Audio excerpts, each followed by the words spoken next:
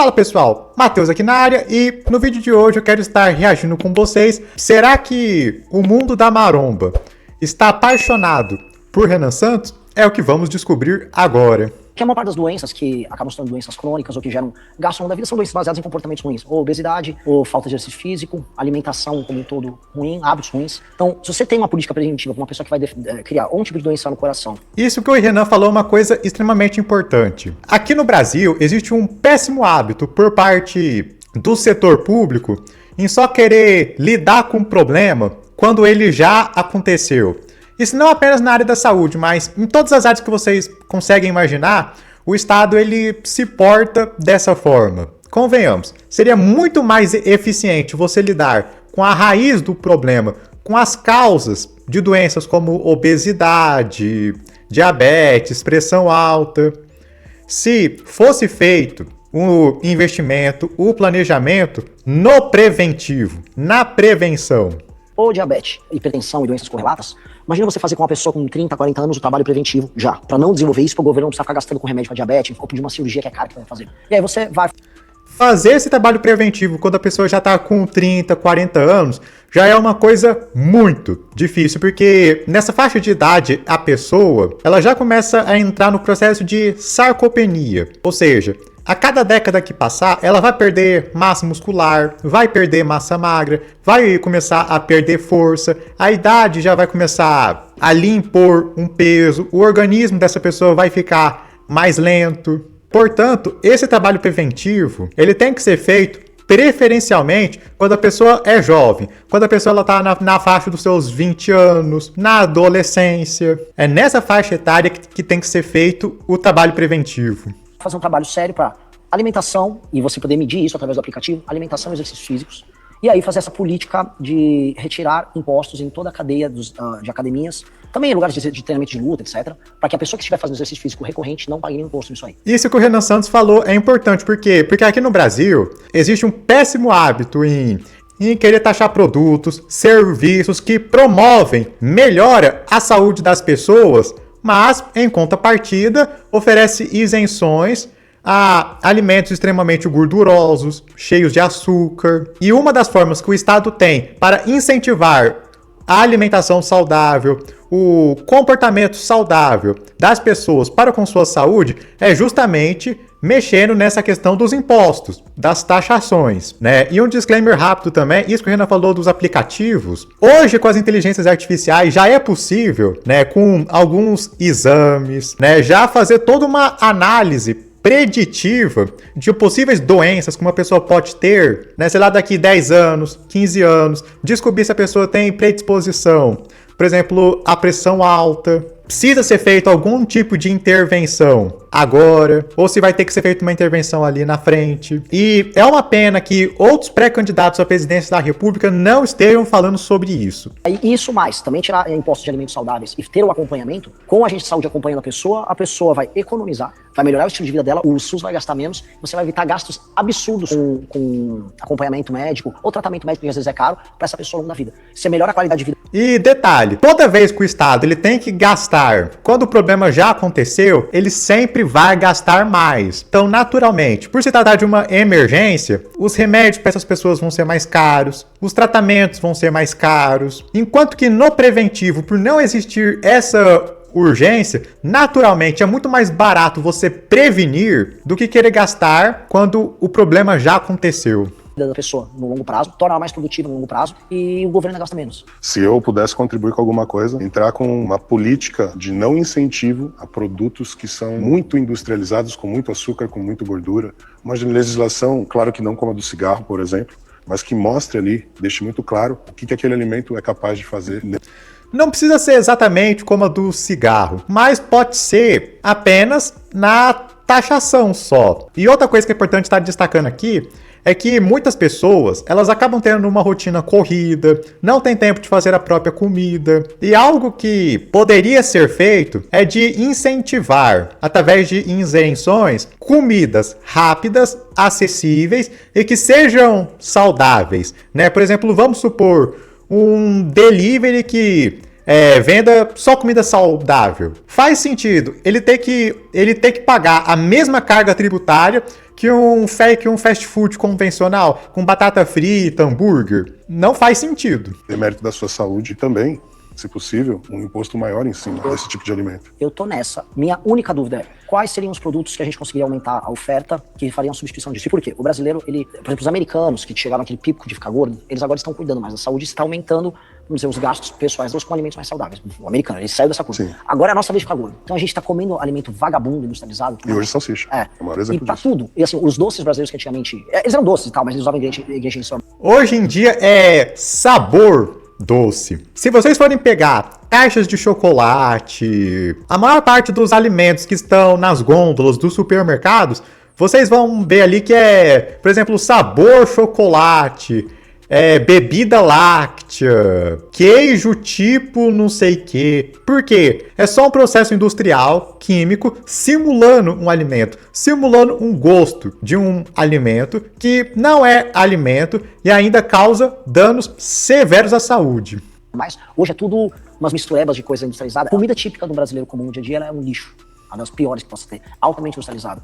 A questão é como dar escala na produção de alimentos saudáveis para que as pessoas comam esses alimentos saudáveis. Essa é a minha grande dúvida. Porque, no geral, se a pessoa vai num restaurante por quilo, por exemplo, ela come bem. O restaurante por quilo no Brasil é muito diversificado. Mas a pessoa em casa, ela come... Mas você tem um alto custo em cima de um... Tem. Então, a dúvida nossa é só como você permite que a pessoa tenha acesso a proteína boa, a alimentos que sejam fáceis de produzir e que sejam baratos para que a pessoa não incorra nesse industrializado. Porque taxar o industrializado, taxar a comida lixo, eu acho que é obrigatório. Porque existe uma correlação direta entre a comida lixo e essa pessoa tá gorda, e essa pessoa ir parar num SUS da vida. Por causa dessa gordura. Esse é o grande problema de saúde do Brasil. Porque a maior parte das doenças...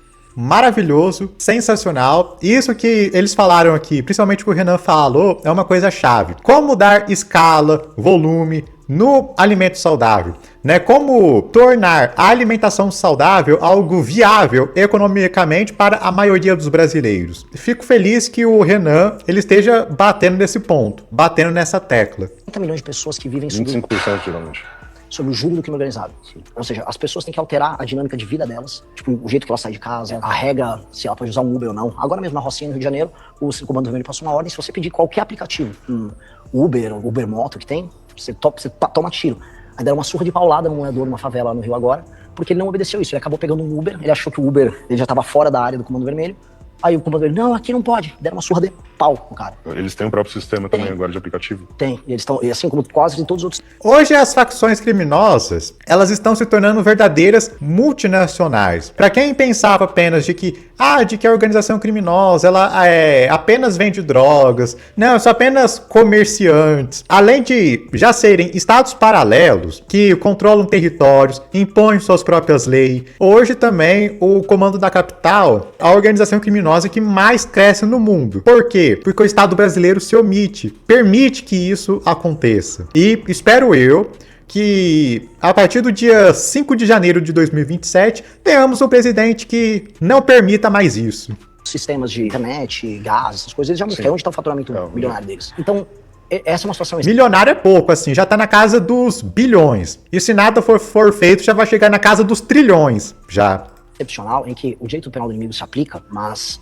o Estado vai ter que acelerar a atuação dele porque nós temos que libertar essas mais de 40 milhões de pessoas. E aí entra a ideia, e essa, assim, os outros candidatos, sem querer ser crítico, mas já sendo, eles estão imitando essas coisas. Eu fui o primeiro a trazer a ideia do direito penal do inimigo para o debate público no Brasil. Ainda imitam de forma porca ainda. Vocês estão falando, beleza, ótimo, que todos falem.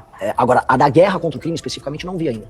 Que é colocar em estado de defesa, que é um status especial que existe dentro da Constituição, favelas e cidades que estão sob o comando do crime. E aí, com o auxílio das polícias e das Forças Armadas, o governo federal e os governos estaduais entrarem, tomarem esses lugares, colocarem um quartel específico, e aí você sair prendendo ou, se for o caso, passando fogo nos membros das facções.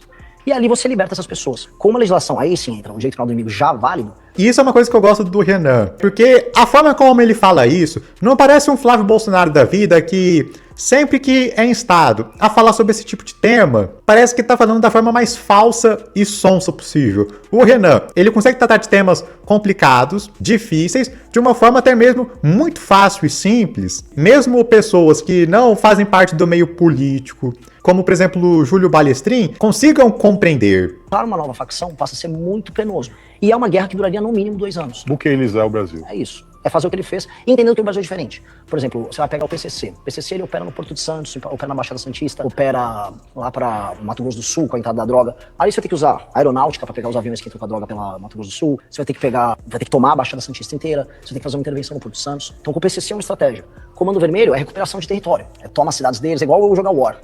Então, o governo federal vai ter que fazer uma super estratégia articulada. E esse é o mérito principal do nosso plano. A gente articularia com os governadores e o governador que não quiser ajudar, a gente faz uma intervenção no estado dele. Vou dar um exemplo. Bahia e Ceará, os governadores não...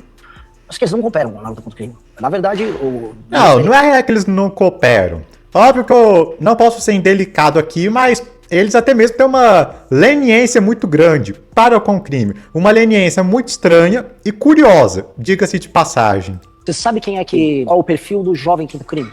Na série que os garotos hoje têm, na 7ª série, tem 13 e 14 anos. Quais são os indicadores que você veria pra medir que um garoto, esse aqui vai estar crime? Se você pudesse olhar, bater o olho. Falta de escolaridade. Ou seja, tem um desempenho escolar ruim, bate. Falta de oportunidade de trabalho, coisa que hoje no Brasil ainda nós temos um problema. É um tipo de situação que eu acho que realmente o jovem tem que estar ali sendo estimulado a trabalhar de uma maneira, talvez não como um trabalho normal, mas um trabalho efetivo, um jovem aprendiz ali, um estagiário, e esse estágio ser remunerado para que ele se sinta estimulado a estar continuando a trilhar um caminho através do trabalho. E como é que é a casa dele? Geralmente a casa é muito precária, a ausência de mãe ou de pai ou de os dois. Sim, especialmente do pai. Mãe solteira. Tem um estudo da GV, 80% dos meninos que vão parar na FEBEM não tem a figura paterna. E quando tem a figura materna, a correlação é bem menor. Ou seja, falta de pai, falta de autoridade masculina que gera autodisciplina. A falta de autoridade paterna faz com que a mãe tenha que ir para trabalhar e que não tenha um acompanhamento real, esse garoto fica descontrolado. Ele vai ter um desempenho pior na escola, e aí como ele não tem referência masculina, ele é indisciplinado, ele briga com as pessoas, e ele é facilmente cooptado por grupos de homens que vão oferecer para ele um pertencimento. É aí que esse cara é cooptado. Uma das coisas que a gente precisa fazer na escola, e aí entra coisas que vão desde atividade física a acompanhamento. Eles precisam de homens de referência. E esse é o grande problema das escolas mais humildes. O ambiente escolar hoje é um ambiente em que não existem tantas referências masculinas para os rapazes.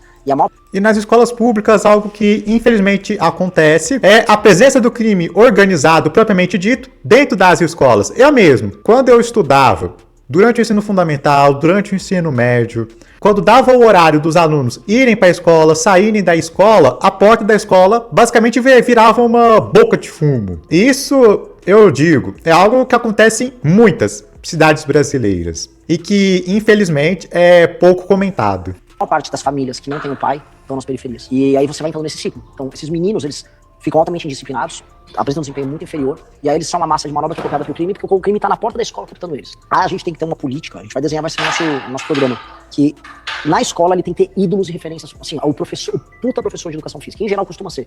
Você já viu tem vários filmes americanos. Eu conheço, assim, presencialmente, casos de pessoas que deixaram de entrar pro crime, né, ou até mesmo saíram da vida do crime por conta de um referencial masculino. Foi uma figura paterna para essa pessoa. Porque essa figura paterna, essa figura de autoridade, impõe limites ao jovem. Mostra ao jovem qual é o caminho certo. E normalmente por esse jovem acabar tendo uma admiração por essa figura paterna, né? Justamente por ser uma pessoa que ao mesmo tempo lhe impõe a disciplina, mas também respeita a pessoa, entrega uma afetuosidade a essa pessoa, isso faz com que o jovem sinta-se mais estimulado a seguir as leis, a ser uma pessoa ordeira, obediente e disciplinada. O garoto tá na escola e tem aquele cara que tá, ou o professor de educação física ou o treinador de basquete, que vira o guru dele, ou até o cara da limpeza. Sim. Este cara precisa existir pra esses meninos. Você tem que ter a referência do cara que vai pegar o garoto com problema e, cara, vem aqui, vamos fazer alguma coisa. Ele tem que dar o treinamento profissional e o treinamento esportivo. Quando você direciona essa energia desse cara para a atividade física, e a atividade física dá autodisciplina pra ele, você revoluciona esse moleque. Me diga aqui nos comentários o que você achou dessas falas do Renan. Normalmente o pessoal fala que marombeiro é burro, que marombeiro não é inteligente, mas eu conheço a maior parte dos marombeiros. Eu conheço algumas pessoas do mundo fitness e eu digo pra vocês, não são pessoas burras, muitas delas, inclusive, são pessoas que estudam, são pessoas que se devotam de verdade ao estudo, àquilo que amam. E é uma pena que essas pessoas sejam muito apegadas ao bolsonarismo. E fico contente que o Renan, ele esteja começando a falar com esse público, a trazer informações para esse público, a abrir a mente dessas pessoas, oferecer um outro discurso, que seja um discurso de direita, mas não um discurso bolsonarista. E eu garanto para vocês, cada vez mais que o meio maromba descobrir quem é Renan Santos, conhecer as propostas dele, eu tenho certeza absoluta, os marombeiros vão se renanizar muito rápido e teremos fortes aliados. Garanto isso para vocês. E se vocês ficaram até aqui, curta, comente, compartilhe. Domingo, 4 da tarde, tem live aqui no meu canal. Vocês estão mais do que convidados para assistir as minhas lives. E é isso, pessoal. Fiquem com Deus. Até mais. Fui! Não se esqueça de deixar aqui o seu like, gostei, se inscreva no meu canal. Se inscreva nesse canal. Preciso de mais inscritos.